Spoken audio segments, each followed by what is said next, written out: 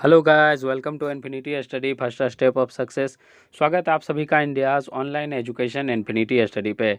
और जैसा कि आप सभी जानते हैं, it's a part of Aditya Infinity group.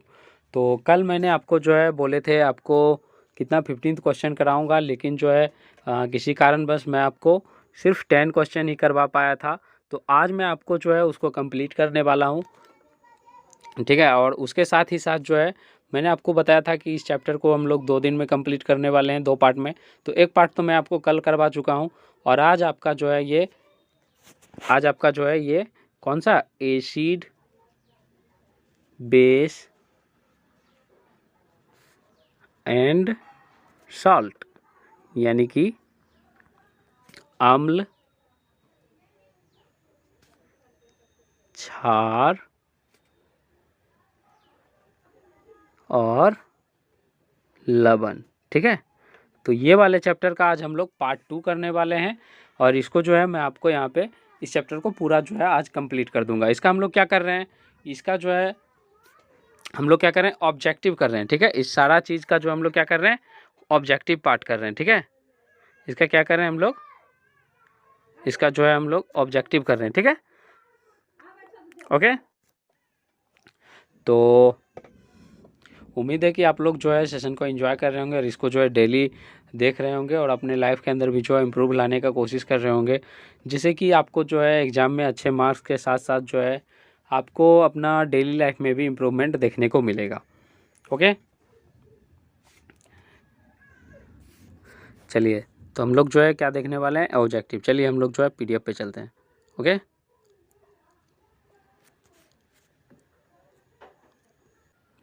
चलिए, क्वेश्चन नंबर 11 है, और इसका जो है आप जवाब देने का कोशिश कीजिएगा। ओके, क्योंकि मैंने कल जो है आपको कितने क्वेश्चन करवा चुके हैं, कल आपको 10 क्वेश्चन करवा दिए हैं, आज ये आपका पार्ट 2 है। ओके, चलिए इसका जवाब देने का कोशिश कीजिएगा।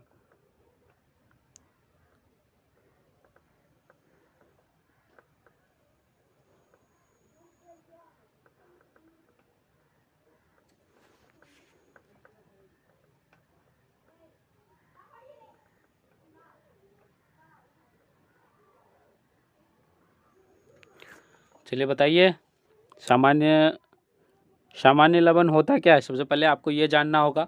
तो सामान्य लवण की बात करें तो किसको बोलते हैं हम लोग, सामान्य लवण आपका होता है NaCl। तो इसको जो है हम लोग क्या करते हैं, किचन में यूज करते हैं, ठीक है। किचन में इसको किस मतलब इसको जो है पोटेशियम लवण के रूप में, हालांकि हम लोग जो है ये तो आयोडीन पाया जाता है, ठीक है, लवण में। ओके, लेकिन इसको जो है क्या किया जाता है, यहाँ पे आपका बोल रहा है इसको कहाँ पे उपयोग किया जाता है, यानी रसोई के उपयोग में, यानी किचन में। इसको किचन में उपयोग किया जाता है। इसको जो इसके अतिरिक्त किचन में उपयोग किया तो जाता ही है, लेकिन इसके अलावा इसका उपयोग और कहाँ होता है, ये आपसे पूछा जा रहा है। तो इसका उपयोग जो है आपको धोबन सोडा बनाने में होता है और बेकिंग सोडा बनाने में होता है। ये मैंने आपको बताया हुआ है, ठीक है। ये जब आप अम्ल, क्षार और लवण वाला चैप्टर जो है जब देखोगे, उसको जो है कंप्लीट कर लोगे, तो ये आपको अच्छे से, अगर आपने किया होगा तो आपको पता होगा, ठीक है। तो ये आपका ऑप्शन नंबर C के साथ चला जाएगा, ठीक है। चलिए नेक्स्ट क्वेश्चन देखिए। नेक्स्ट क्वेश्चन नंबर 12, और इसका जवाब दीजिए।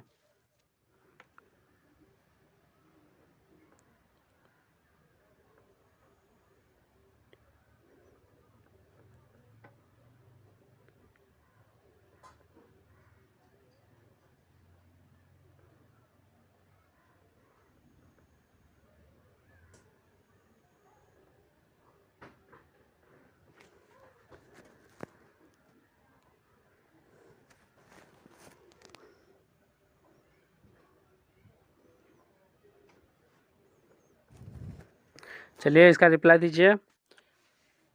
मैं आपको जो है बार बार नहीं टाइमिंग बताऊंगा, मैं आपको, चलिए सभी क्वेश्चन में एवरेज मैं आपको कितना 15 सेकेंड या एवरेज लेके चलिए, ठीक है। 15 से 20, यानी 15 to 20, यानी 15 से 20 सेकेंड मैं आपको एक क्वेश्चन के लिए दे रहा हूँ। इसके बाद मैं आपको इसका रिप्लाई खुद दे रहा हूँ, ठीक है। तो आप कोशिश कीजिए कि इन जो है गैप में आप इसका आंसर बताने का कोशिश कीजिएगा इन समय के अंदर। ओके, या फिर अगर आप नोटबुक लेके बैठिए, आप सिर्फ और सिर्फ क्या कीजिए, इसका आंसर जो है लिखते जाइए। अगर आपका सही है तो सही का मार्क कीजिए इस तरह से, और अगर आपका गलत होता है तो इस तरह से मार्क कीजिए। और लास्ट में जो आप काउंट कर लीजिए और बताइए कमेंट बॉक्स में कि कितना नंबर जो है आपको मिला। ओके, यानी 20 क्वेश्चन में आपका कितना मार्क गलत हुआ, कितना सही हुआ, ठीक है। तो इसका जो है, चलिए इसका आंसर बताइए आप। ये आपका बेकिंग पाउडर का एक अवयव क्या है? एक अवयव तो आपका क्या है? सोडियम हाइड्रोजन, ठीक है। सोडियम हाइड्रोजन क्या बोलते हैं? सोडियम हाइड्रोजन किसको बोलते हैं? Sodium hydrogen carbonate. Sodium hydrogen actually नहीं, sodium hydrogen carbonate. Sodium hydrogen carbonate क्या होता है? सोडियम हाइड्रोजन कार्बोनेट, ये क्या होता है आपका? यही होता है NaCO3, यानी इसको बोला जाता है और भी सोडियम बाइकार्बोनेट। इसके अतिरिक्त ये कह रहा है इसका अन्य अवयव है, तो वो अन्य अवयव और कौन सा है? तो वो आपका चला जाएगा टार्ट्रिक एसिड के साथ। इसका अन्य अवयव कौन सा है? Tartaric acid. और इसी को जब रिएक्शन कराने के बाद जो है वो बन जाता है आपका, क्या बन जाएगा? आपका baking powder. Okay, next question देखिए और इसका जो है आप रिप्लाई दीजिए। Okay, question number 13 number question का रिप्लाई दीजिए।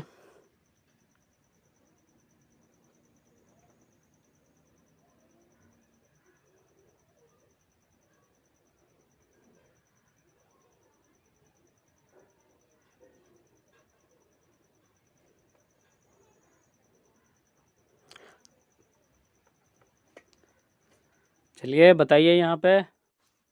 तो इसकी प्रकृति कैसी होगी? क्षारीय होगी, यानी ऑप्शन नंबर सी के साथ चला जाएगा। क्यों हो जाएगा? क्योंकि मैंने आपको सिंपल सा पहले क्वेश्चन को समझने का कोशिश कीजिएगा। दंत क्षय यानी दांत को खराब होने से, यानी नष्ट होने से। क्षय मतलब होता है नष्ट, ठीक है। नष्ट कहने का मतलब यहाँ पे डिस्ट्रॉय, ठीक है। इसको क्या बोल सकते हैं? डिस्ट्रॉय। ओके, तो रोकने के लिए, दांत को नष्ट होने से रोकने के लिए, ठीक है, क्या किया जाता है? दांत को ब्रश करने की सलाह दी जाती है। लेकिन जब ब्रश करते हैं तो वो जो आपका टूथपेस्ट होता है तो उसकी प्रकृति कैसी होती है? तो उसकी प्रकृति क्षारीय होगा। क्यों क्षारीय होगा? तो मैंने आपको बताया था कि दांत जो है किस चीज़ का बना होता है? दांत आपका कैल्शियम फास्फेट का बना होता है, और वो कैसी होती है? क्षारीय होती है। तो अगर ये अम्लीय होगा, अगर टूथपेस्ट जो है, आप जो पेस्ट करते हो दांत में, अगर वो पेस्ट अम्लीय होगा तो ये क्या करेगा? दांत को जो है ख़त्म करना स्टार्ट कर देगा, ठीक है। दांत को जो है ये ख़त्म करना है। क्यों? क्योंकि अम्ल और क्षार ये दोनों एक दूसरे के विरोधी होते हैं, सिंपल सा बात है। तो ये दोनों क्या करेंगे? एक दूसरे को ख़त्म करने का कोशिश करेंगे, तो दांत जो है ख़त्म हो जाएगा, ठीक है। तो इसलिए उसकी प्रकृति कैसी होती है? क्षारीय होती है। टूथपेस्ट का प्रकृति क्षारीय होगा, ठीक है। नेक्स्ट क्वेश्चन देखिए, क्वेश्चन नंबर 14, और इसका रिप्लाई दीजिए।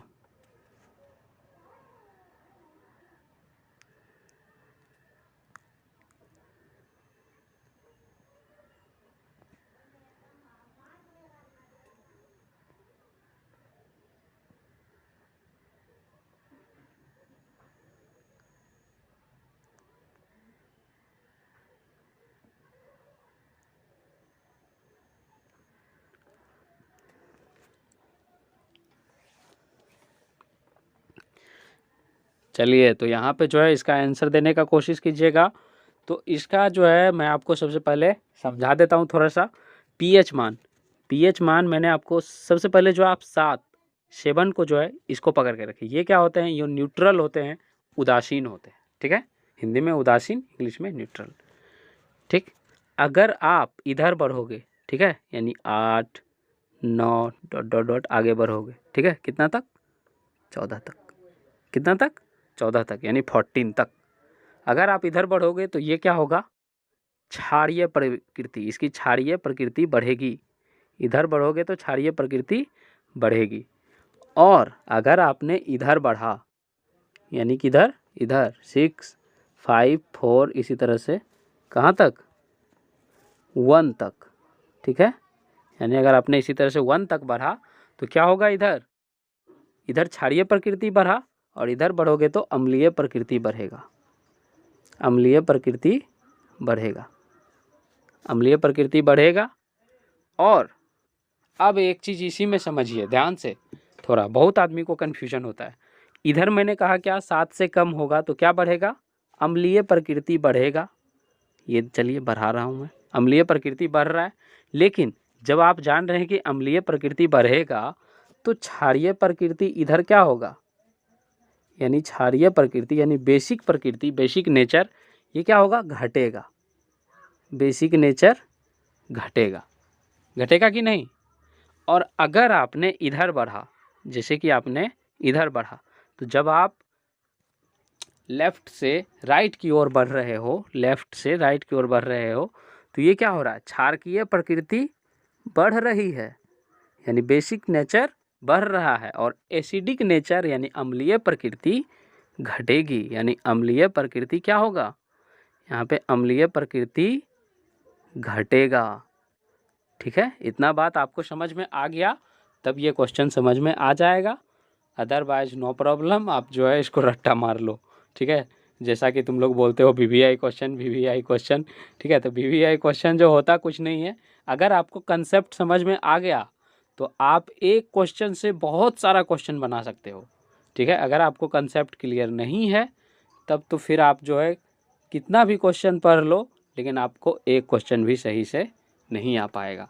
तो वही बात होती है। चलिए ये देखिए आपको क्या बोल रहा है। सबसे पहले यहाँ देखिए, पीएच उच्च होगा, यानी पीएच का मान हाई होगा तो अम्ल जो है उतना ही प्रबल, प्रबल मतलब स्ट्रॉन्ग। तो पीएच का मान जब बढ़ेगा तो अम्ल स्ट्रॉन्ग होगा, नहीं होगा स्ट्रॉन्ग, ये तो गलत बात है। तो पहला ऑप्शन आपका गलत हो गया। दूसरा ऑप्शन देखिए, पीएच का मान जितना उच्च होगा, यानी पीएच का मान उतना बढ़ेगा, अम्ल उतना दुर्बल होगा। बिल्कुल, अम्ल का मान क्या होगा, उतना ही दुर्बल, यानी कमज़ोर होगा। दुर्बल मतलब कमज़ोर, वीक होगा। तो ऑप्शन नंबर बी आपका सही है।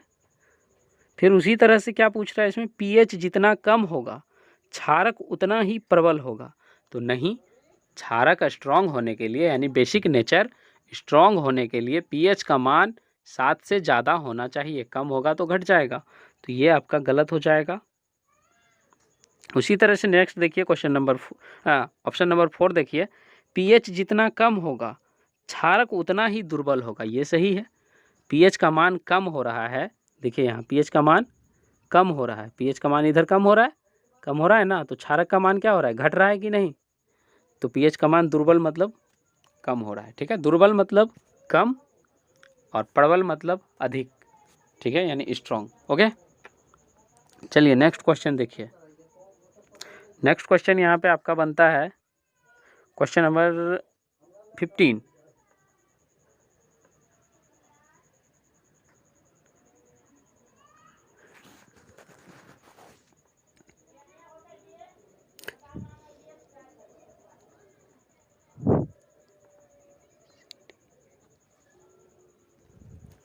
चलिए क्वेश्चन नंबर 15 का बताइए।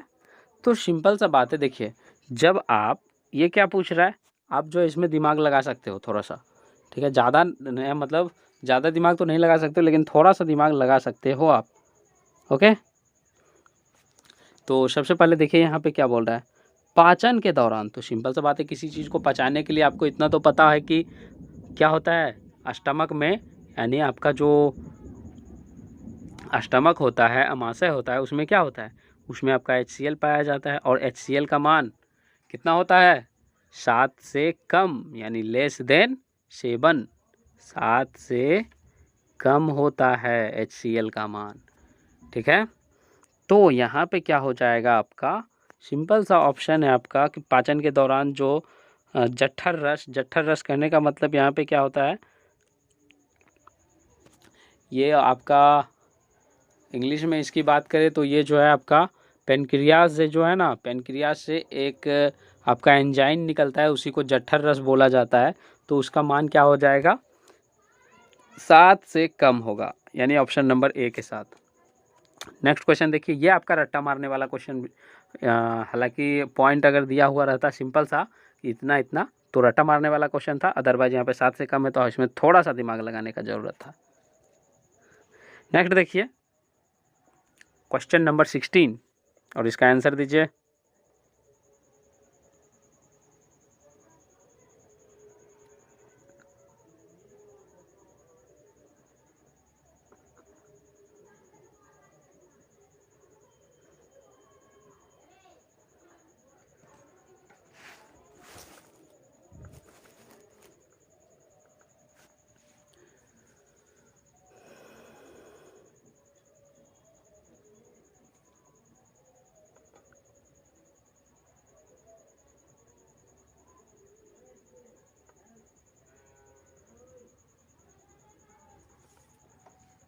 चलिए, तो इसको जो है आप समझने का कोशिश कीजिएगा। इसमें थोड़ा सा ट्रिक है, और क्या ट्रिक है ये मैं आपको बताने वाला हूँ। देखिए, यहाँ पे सबसे मेन कन्फ्यूजन आपको आयनीकरण का तो बात ही नहीं होगा, क्योंकि आयनीकरण आपका जब ये इलेक्ट्रॉन जो है आपका आयन पे टूटता है तब उसको आयनीकरण बोलते हैं। तो यहाँ पे ऐसा कुछ है ही नहीं। तो यहाँ पे हम लोग को मेन जो है कन्फ्यूजन किस में होने वाला, आपको होने वाला कन्फ्यूजन एक तो उदासीनीकरण और दूसरा तनुकरण। ठीक है, उदासीनीकरण किसको बोलते हैं? तो उदासीनीकरण आपका क्या चीज़ होता है, यानी आपका उदासीनीकरण वो चीज़ होता है जब आप बहुत सारा, मतलब आपके पास कोई भी चीज़ जो है थोड़ा सा है, सिंपल सा समझिएगा। यहाँ पे क्या करें, जब अम्ल की कुछ मात्रा जल में मिलाया जाता है, यानी आपके पास जो है बहुत सारा क्या है, जल है। सिंपल सा मान लीजिए बहुत सारा क्या है, जल है, इसमें वाटर है। ओके, इसमें वाटर है आपका, और इसमें आपको मिलाना क्या है, तो इसमें आपको मिलाना है अम्ल। ठीक है, मान लीजिए कोई भी अम्ल होगा, हाइड्रोक्लोरिक अम्ल हो सकता है, आपका HNO3 यानी नाइट्रिक अम्ल हो सकता है, कोई भी अम्ल होगा, कोई दिक्कत नहीं। ठीक है, तो अम्ल की कुछ बूंद जो है इस तरह से आपको मिलाया जा रहा है। अम्ल की कुछ बूंद इस तरह से, मतलब ऊपर से मिलाया जा रहा है। ठीक है, ऊपर से। ओके, तो इसको क्या बोलते हैं, इसको बोलते हैं उदासीनीकरण। इसको बोलते हैं क्या, उदासीनीकरण। इसी को बोलते हैं उदासीनीकरण। लेकिन अगर हमने इसका उल्टा किया, इसका उल्टा कहने का मतलब क्या है, आपका इसमें क्या है, ध्यान से देखिएगा, मैं आपको यहाँ पे समझाने का कोशिश करता हूँ थोड़ा सा। यहाँ पे अगर आपको क्या रहा, इसमें जो है पहले से आपका, इसमें क्या है आपका अम्ल है। ठीक है, क्या है इसमें, अम्ल है। और इसमें अगर क्या किया जाए, इसमें जो है आपको जल मिलाया जाए। क्या मिलाया जाए, जल मिलाया जाए, तो ये क्या हो रहा है, आपका तनुकरण हो रहा है, उस अम्ल का तनुकरण हो रहा है। क्या हो रहा है, उस अम्ल का तनुकरण, यानी उस अम्ल की शक्ति को जो है कम कर रहे हैं। ठीक है, हालांकि कम तो उस अम्ल की शक्ति यहाँ भी हो रही है, यहाँ भी, लेकिन दोनों में इसका जो है उल्टा होता है। ठीक है, तो यहाँ पे आपका ऑप्शन नंबर बी के साथ चला जाएगा। ठीक है, नेक्स्ट क्वेश्चन देखिएगा आप।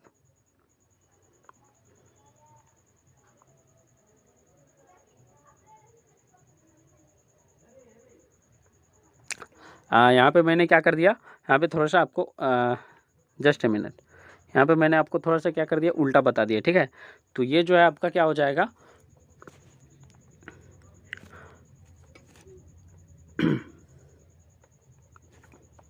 चलिए देखिए यहाँ पे मैंने आपको थोड़ा सा उल्टा बताया। यहाँ पे उल्टा क्या हो गया, यहाँ पे मैंने आपको एक्चुअली उदासीनीकरण वाला को तनुकरण बता दिया, तनुकरण वाला को उदासीनीकरण। तो यहाँ पे आपको उदासीनीकरण हम लोग किस में, उदासीनीकरण आपका जब यहाँ पे विलयन जो है कैसा रहता, क्षारक रहता, यानी जल नहीं रहता। यहाँ पे इसके स्थान पे क्या रहता, जल नहीं, इसमें क्या रहता, क्षारीय विलयन रहता, तब वो उदासीनीकरण होता। क्योंकि आम्ल, ध्यान से समझिएगा, क्योंकि आम्ल और क्षार, अम्ल और क्षार यानी एसिड और बेस, ये दोनों क्या है, एक दूसरे के विपरीत हैं। ठीक है, यानी ये बोलता है हम इधर जाएंगे, तो ये बोलता है नहीं हम इधर जाएंगे, यानी ये एक दूसरे के विपरीत हैं। ठीक है, ये एक जैसा नहीं है। तो ये क्या करेगा, आपस में जो है उदासीनीकरण करता है, इस तरह का रहता तब। लेकिन यहाँ पे जो है जल आपका पहले से उदासीनीकरण है, तो यहाँ पे तब ये आपका क्या हो जाएगा, तनुकरण हो जाएगा, यानी ऑप्शन नंबर सी के साथ जाएगा। रहा बात आपका किसकी, आयनीकरण का, तो आयनीकरण जो है इलेक्ट्रॉन जब टूटेगा तभी जो है हम लोग क्या बोलते हैं, उसको आयनीकरण बोलते हैं। इलेक्ट्रॉन जो है जब इलेक्ट्रॉन में टूटता है, ये मैंने आपको बताया।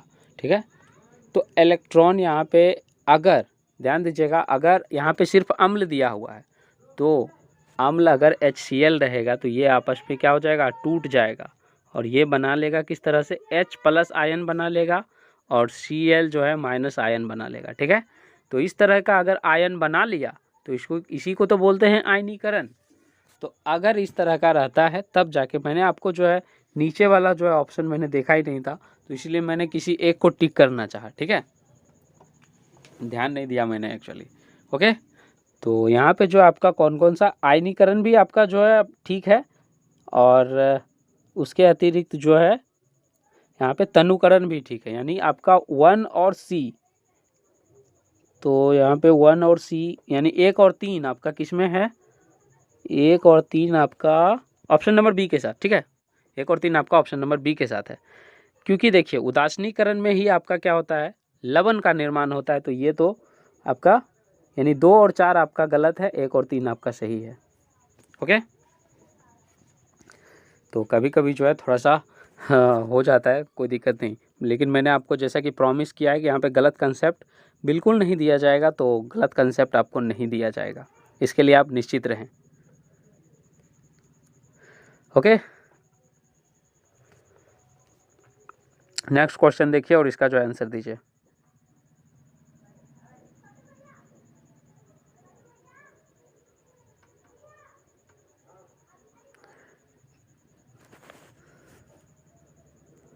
चलिए इसका आंसर दीजिए।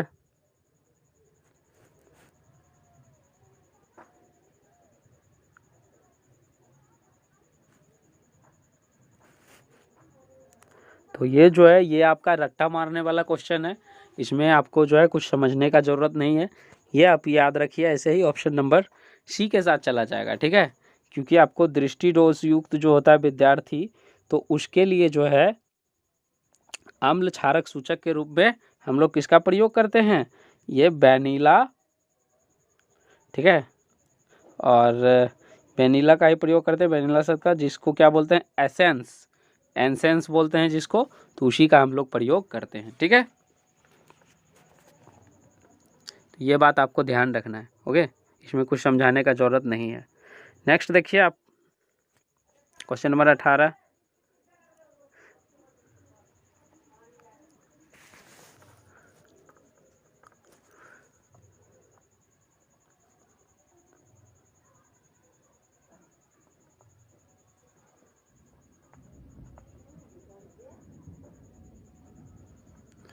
चलिए, तो ये जो है आपका यहाँ पे कौन सा हो जाएगा,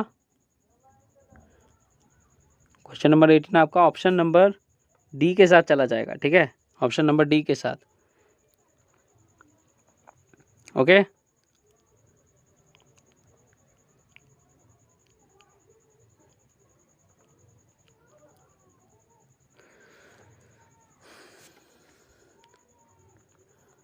चलिए यहाँ देखिए, उसके बाद नेक्स्ट देखिए, जहाँ पे आपको समझाने का ज़रूरत होगा या जो भी चीज़ आपको समझ में नहीं आएगा, कमेंट बॉक्स के अंदर डालिएगा, मैं उसका रिप्लाई कर दूंगा आपको। निम्नलिखित में से कौन सा अम्लीय प्रकृति का है, बताइए। ये तो आप जो है आसानी से बता सकते हो, तो सिंपल सा आपका पड़ती अम्ल। पड़ती अम्ल किसको बोलते हैं, पड़ती अम्ल मतलब एंटी एसिड। तो एंटी एसिड तो ये पूछ रहा है अम्लीय प्रकृति, यहाँ पे एंटी एसिड, एंटी एसिड तो उसका विपरीत होगा, यानी नींबू का रस। नींबू का रस जो है आपका कैसा है, अम्लीय प्रकृति का है।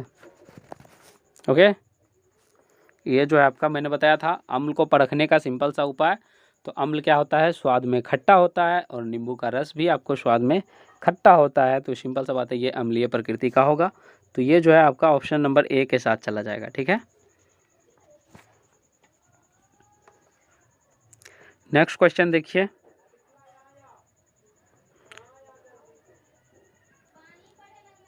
Question number 20।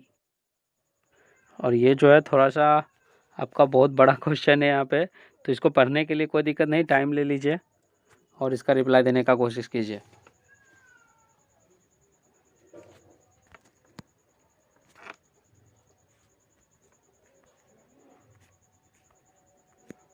चलिए अब आपको पूरा क्वेश्चन दिखाई देगा।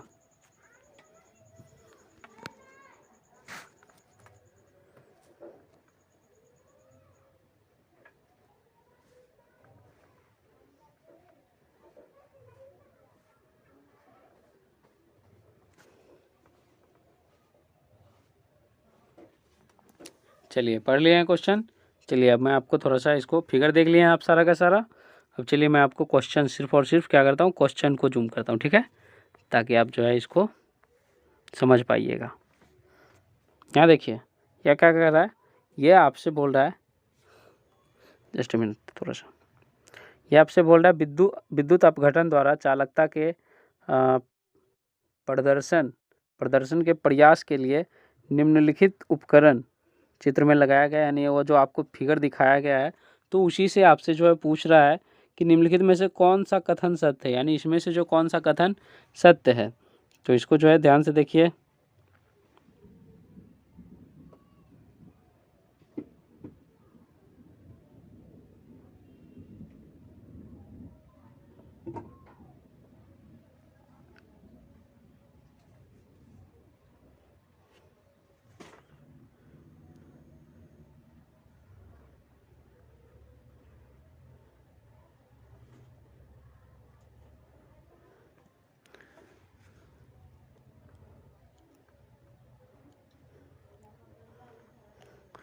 चलिए तो ये जो है आपका सारा का सारा फिगर पे ही डिपेंड है, तो इसको जो एक बार चलिए देख लीजिए इसको थोड़ा सा।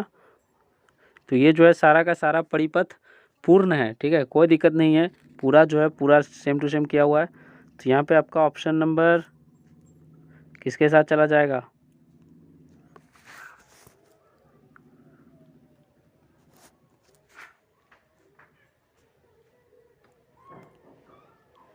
तो यहाँ पे ऑप्शन नंबर आपका सिर्फ और सिर्फ 2 सही है, ठीक है, यानी ये आपका ऑप्शन नंबर सिर्फ 2 सही है।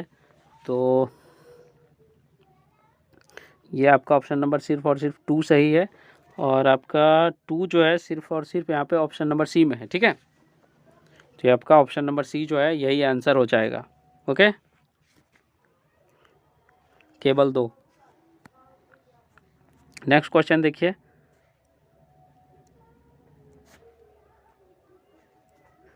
गोल्ड को घोलने के लिए निम्नलिखित में से किसका उपयोग किया जाता है, बताइए। तो ये तो सिंपल सा बात है, ये तो आप आसानी से जवाब दे दोगे। गोल्ड को पिघलाने के लिए मैंने बताया था ना आपको, ज्वेलरी वाले क्या करते हैं, तो ज्वेलरी वाले किस चीज़ का उपयोग करते हैं, एक्वारेजिया का उपयोग करते हैं। ओके, 3 भाग HCl 1 भाग HNO3, उसी को क्या बोलते हैं, एक्वारेजिया, यानी 3 भाग HCl और आपका 1 भाग HNO3, ठीक है, इसी को जो है एक्वारेजिया बोला जाता है, दोनों के मिश्रण को। और गोल्ड को जो है पिघलाने के लिए, घोलने के लिए इसी का उपयोग किया जाता है। नेक्स्ट क्वेश्चन देखिए, निम्नलिखित में से कौन सा एक खनिज अम्ल नहीं है। ओके, यानी मिनरल्स का बात कर रहा है, तो ये मिनरल्स एसिड कौन सा नहीं है।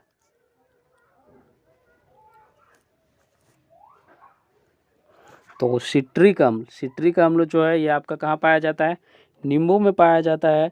तो ये जो है आपका खनिज अम्ल नहीं है, ये जो है एक नेचुरल जो है एसिड है।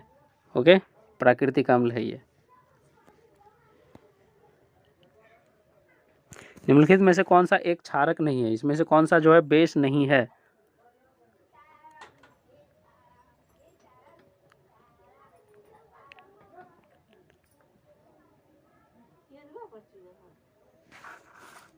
बताइए इसमें से कौन सा होगा। तो ये देखिए इसमें से सारा का सारा जो है आपका क्षारक है, लेकिन ये जो है आपका क्या है, एल्कोहल है, जो कि ये क्या है, क्षारक नहीं है, ठीक है, ये आपका एल्कोहल है। ये कौन सा एल्कोहल है, इथाइल एल्कोहल। ओके, और ये क्षारक नहीं है। नेक्स्ट क्वेश्चन देखिए, क्वेश्चन नंबर 24, और इसका रिप्लाई दीजिए।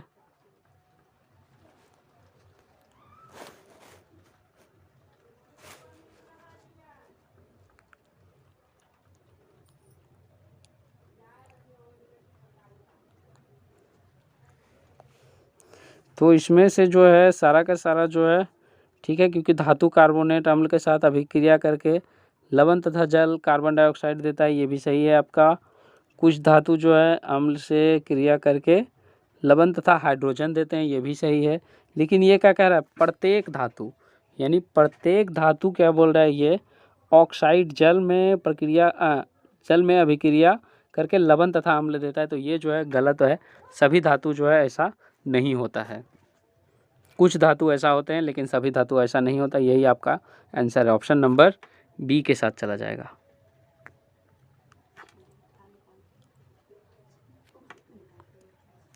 नेक्स्ट देखिए आप question number 25।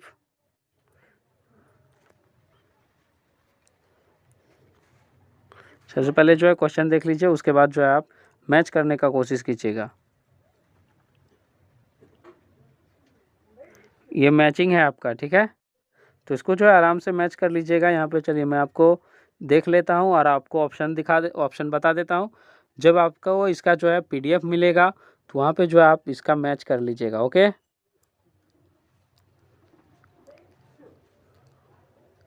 Bleaching powder, baking powder, धोबन सोडा और उसके बाद सोडियम क्लोराइड, ये सारा चीज़ जो है आपको क्या करना है, मैच करना है आपको। तो व्यंजन में ब्लीचिंग पाउडर का यूज होता है आपका, ठीक है, और उसके अतिरिक्त जो है बेकिंग पाउडर का जो है कहाँ पे यूज होता है, बेकिंग पाउडर का आपको प्रति अम्ल में भी यूज हो जाता है इसका। ओके, तो चलिए इसका जो हम लोग अब मैच कर लेते हैं, ठीक है। तो ये इसका आंसर जो है आपको ऑप्शन नंबर सी के साथ चला जाएगा, ठीक है,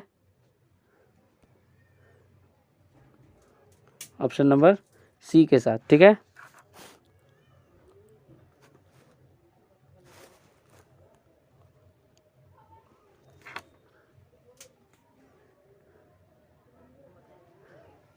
ओके, नेक्स्ट क्वेश्चन देखिए। नेक्स्ट क्वेश्चन आपका जो है पीएच से रिलेटेड है। ये क्वेश्चन जो है आपको पीएच से रिलेटेड है, तो ये आप आसानी से कर लोगे क्योंकि मैंने आपको अभी तुरंत जो है इसका बताया हुआ है, ठीक है। इसका सीधा आप जो है ऑप्शन देखिए। तो ये सबसे पहले देख लीजिए कि ये पूछ क्या रहा है। ये बोल रहा है आप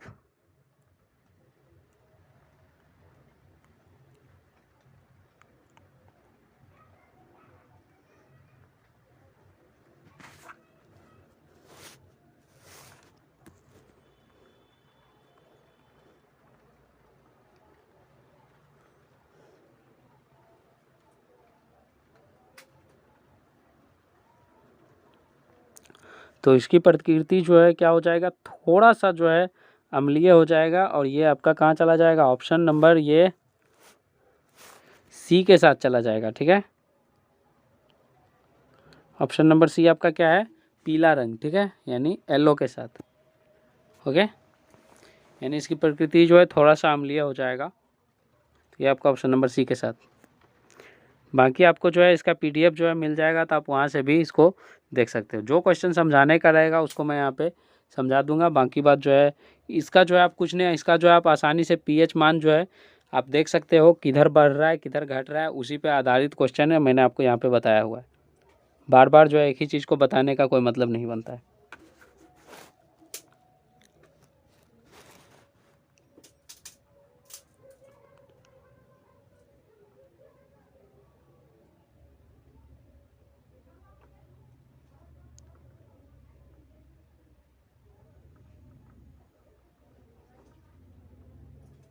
तो ये देखिए, ये जो है आपका ऑप्शन नंबर 2 सही है और 4 सही है। तो 2 और 4 आपका किस में है, यहाँ पे ऑप्शन नंबर सी में। तो यही आपका सही आंसर है, ठीक है।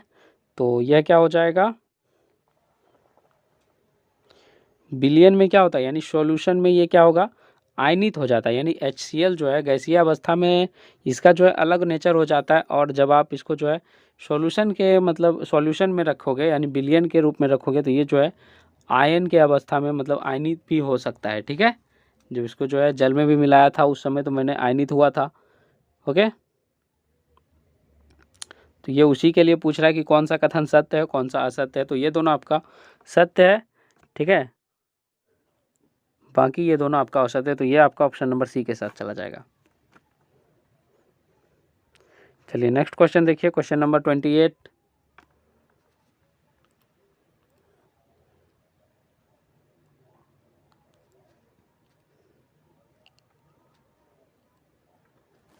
ये आपसे पूछ रहा है कौन सा सही है, यानी निश्चित है कि 3 आपका गलत होगा, 1 आपका सही होगा। तो इसको तो आप आसानी से ढूंढ लोगे।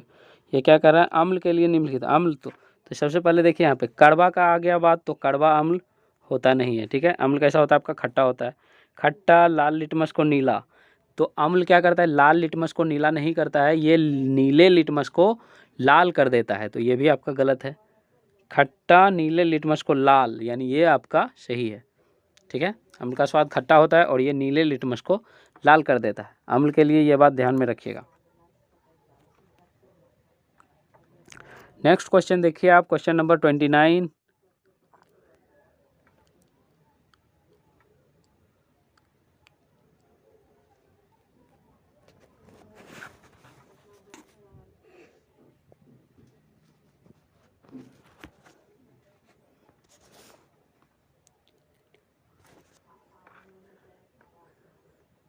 तो ये क्या देता है, हाइड्रोनियम आयन, मैंने आपको बताया था। तो ये हाइड्रोनियम आयन क्यों देगा,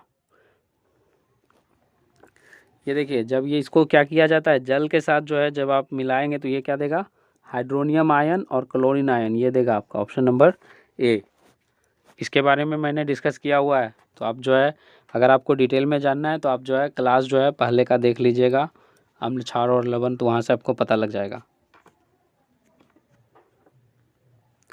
इसके नेक्स्ट देखिए आप, क्वेश्चन नंबर 30, और ये आपका लास्ट क्वेश्चन है। इसका रिप्लाई जो है देने का कोशिश कीजिए।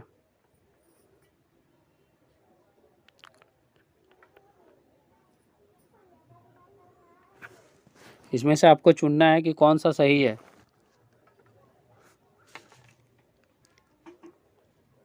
और इसमें से आपका लास्ट क्वेश्चन का लास्ट नंबर ही सही है, यानी ऑप्शन नंबर डी के साथ चला जाएगा इसका आंसर, ठीक है। इसका ऑप्शन नंबर डी जो है वो सही है।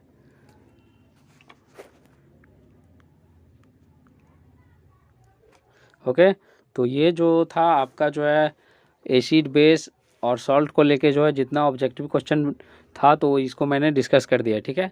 इसके अलावा नेक्स्ट आपका एक चैप्टर और बचा हुआ है ऑब्जेक्टिव को लेके, उसके बाद आपका जो है फिजिक्स स्टार्ट होने वाला है।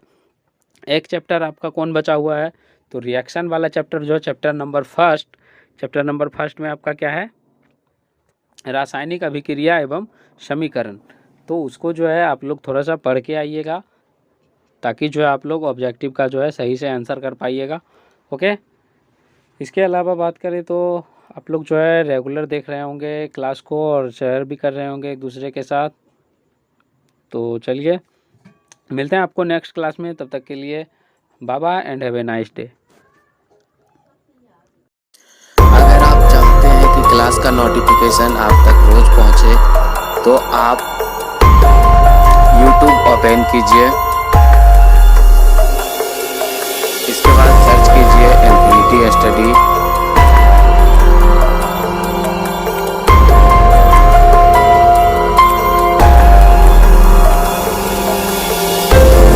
सर्च करने के बाद आप इस चैनल पर क्लिक कीजिए, उसके बाद आप यहाँ से सब्सक्राइब कीजिए।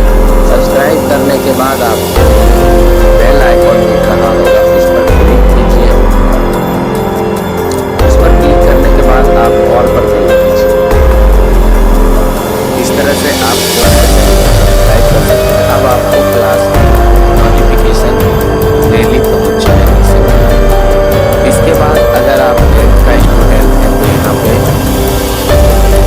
10th स्टेट बोर्ड एग्जाम के नीचे दो प्ले लिस्ट है, एक साइंस की और एक मैथ की।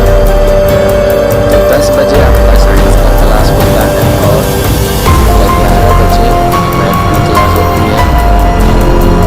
तो आप जिसकी भी प्ले लिस्ट देखना चाहते हैं देख सकते हैं। ये आपका साइंस का प्ले लिस्ट है, ये मैथ का प्ले लिस्ट है।